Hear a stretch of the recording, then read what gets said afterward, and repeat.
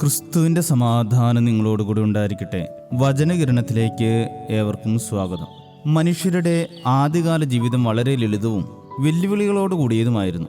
ഭക്ഷണം കണ്ടെത്തുക, ജീവൻ രക്ഷിക്കുക, പ്രകൃതിയുടെ വെല്ലുവിളികളെ അതിജീവിക്കുക, ഇതൊക്കെയായിരുന്നു പ്രധാന ചിന്തകൾ. ആ കാലത്ത് മനുഷ്യന്റെ ആദ്യത്തെ തൊഴിലുകൾ കൃഷിയും വേട്ടയുമായിരുന്നു എന്ന് പറയാം. മൃഗങ്ങളെ വേട്ടയാടി കഴിച്ചാണ് അവൻ ജീവിച്ചിരുന്നത്. അന്ന് മൃഗങ്ങളെ വേട്ടയാടുന്നതിൽ വലിയ ശൗര്യവും ആവേശമൊക്കെ ഉണ്ടായിരുന്നു മനുഷ്യന്. പിന്നീട് കാലാന്തരത്തിൽ വേട്ടയ്ക്കായ പല ആയുധങ്ങളും പുതിയ മാർഗങ്ങളും മനുഷ്യൻ കണ്ടുപിടിച്ചു. അതിൽ പ്രധാനമായിരുന്നു വേട്ടനായ എന്നത്. മൃഗങ്ങളെ വേട്ടയാടാനായി പ്രത്യേക പരിശീലനം ലഭിച്ച വേട്ടപ്പട്ടികൾ വേട്ടക്കാർക്ക് വലിയ പ്രയോജനകരമായി വളർന്നു. ഇര എവിടെ പോയി ഒളിച്ചാലും അതിനെ കണ്ടെത്താൻ പ്രത്യേക കഴിവ് ഈ വേട്ടനായ്ക്കൾക്കുണ്ട്.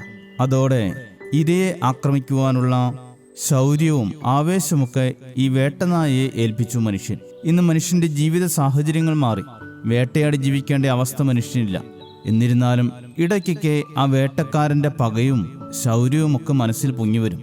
ആരെങ്കിലും മുന്നിൽ തടസ്സമായി വന്നാൽ, ആരോടെങ്കിലും വെറുപ്പോ വിദ്വേഷമോ തോന്നിയാൽ പകയോടെ അവനെ എതിർത്ത് തോൽപ്പിക്കുവാൻ ശ്രമിക്കുന്ന ചിലരുടെയൊക്കെ സ്വഭാവം പഴയ വേട്ടക്കാരനിൽ നിന്ന് വ്യത്യസ്തമല്ല. പക്ഷേ ഇര എവിടെ ഒളിച്ചാലും വിടാതെ പിന്തുടരുകയും വർഷങ്ങൾ കഴിഞ്ഞാലും ഇരയോടുള്ള പഴയ പക മനസ്സിൽ സൂക്ഷിക്കുകയും ചെയ്യുന്ന വേട്ടനായയോട് ഇന്നത്തെ മനുഷ്യന് കൂടുതൽ സാമ്യമെന്ന് തോന്നാറുണ്ട്. അബദ്ധത്തിലോ അറിവില്ലായ്മയിലോ ഒക്കെ ചെയ്തു പോകുന്ന ചില തെറ്റുകളുണ്ട് മനുഷ്യരുടെ ജീവിതത്തിൽ. പക്ഷേ അതൊന്ന് ക്ഷമിക്കാൻ പറ്റാതെ തെറ്റ് ചെയ്തു പോയവരെ പകയോടെ ആക്രമിക്കുവാൻ കാത്തിരിക്കുന്ന വേട്ടനായ്ക്കളായി മാറുന്ന ചിലരുണ്ട് നമ്മുടെ ഇടയിൽ. ഒരു വേട്ടക്കാരനെ പോലെ ദാവീദിന്റെ പുറകെ അലയുന്ന ശൗലിന്റെ ചരിത്രം പറയുന്നുണ്ട് വിശുദ്ധ ഗ്രന്ഥത്തിൽ. പക്ഷേ എന്നും ഇരയോടൊപ്പം നിൽക്കുന്ന ദൈവ സാന്നിധ്യം ദാവീദിനെ കാത്തു പരിപാലിച്ചു. ഇരയോടൊപ്പമാണെന്ന് പറയുന്ന നമുക്ക് വേട്ടനായ്ക്കളുടെ സ്വഭാവമാണെങ്കിൽ അത് എത്ര അപകടകരമാണ്. കുറച്ചൊക്കെ ക്ഷമിക്കാൻ പഠിക്കേണ്ടിയിരിക്കുന്നു. ഈ പകയും വൈരാഗ്യവും ഒക്കെ വെച്ച് എത്ര നാൾ ഇങ്ങനെ മുന്നോട്ട് പോകാൻ കഴിയും? ക്ഷമിക്കുമ്പോൾ കിട്ടുന്ന സന്തോഷവും സമാധാനവും ഒന്നും ഇരയെ വേട്ടയാടി കഴിയുമ്പോൾ കിട്ടില്ല എന്നത് അറിഞ്ഞിരിക്കണം. ഇരയുടെ രക്തത്തിനു വേണ്ടി കൊതിയോടെ കാത്തിരിക്കുന്ന വേട്ടനായ്ക്കളാകാൻ നിയോഗിക്കപ്പെട്ടവരല്ല നാം ആരും. ക്രൂരമായി പീഡിപ്പിച്ച് കുരിശിൽ തറച്ച് കൊന്നവർക്ക് വേണ്ടി പ്രാർത്ഥിച്ച ക്രിസ്തു ശിഷ്യരാണ് നാം എന്ന സത്യം നമ്മെ വഴി നടത്തട്ടെ. ശുഭദിനം നേരുന്നു. ദൈവം അനുഗ്രഹിക്കട്ടെ. ആത്മമിത്രങ്ങൾ പോലും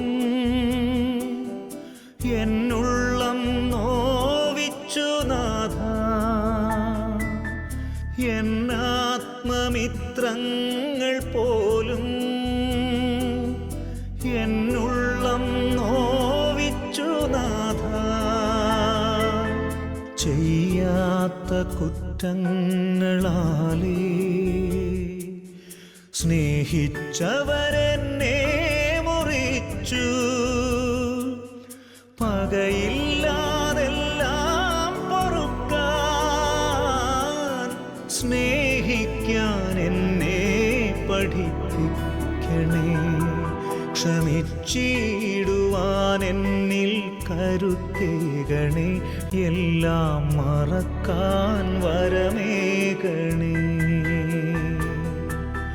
നീറും മനസ്സിലെ മുറിപ്പാടുകൾ എല്ലാം മായ്ച്ചിടുവാൻ നാഥ കനിയണമേ.